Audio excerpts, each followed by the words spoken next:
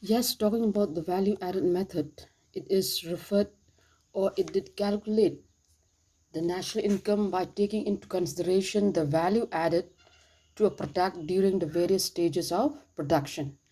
It is simply a difference between the value of output of an enterprise and the value of its intermediate consumptions. Okay, and now you will ask yourself what is meant by the value of output here. The value of output, it refers to the market value of all goods or services produced by a particular firm during a particular year. Whereas the intermediate consumption, on the other hand, it refers to the value of all non-factor inputs. For example, it might be uh, the cost of raw materials, etc.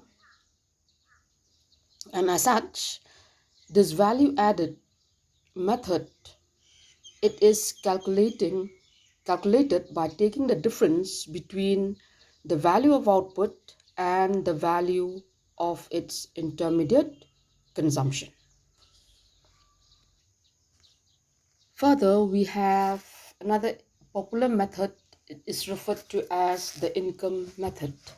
Here, under the income method, national income is measured by taking the domestic income as the sum total of factor incomes, that is, rent, wages, profit, okay, that is being generated during a particular period of time. That means when we calculate the national income according to the income method, we take into account how much each and every factors of production are earning. It might be in a particular year or it might be in a particular period.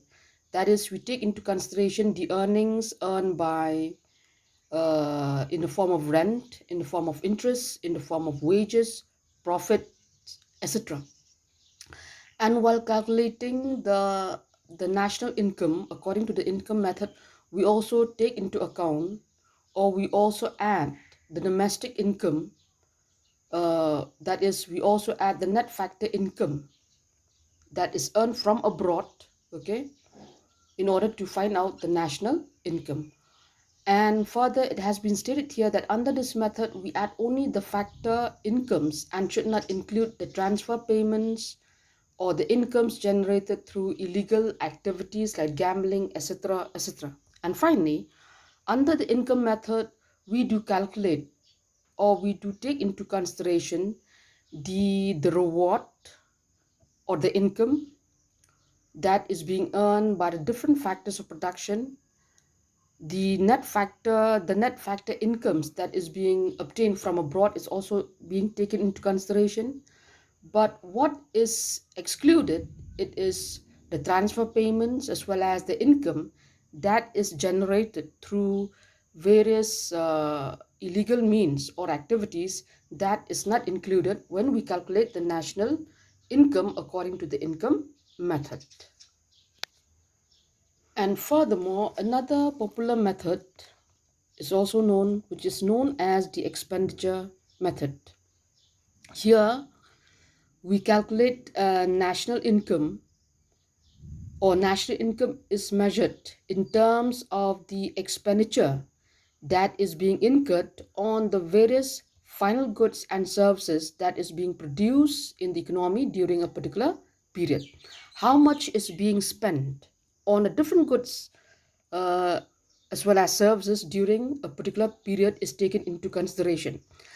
And if you talk about the spending or the expenditures sometimes are being incurred on intermediate goods as well, so on and so forth. But under the expenditure method, in order to calculate the national income, we take into consideration only the the expenditure that is being spent on the purchase of final goods and services produced in a particular country or in a particular economy.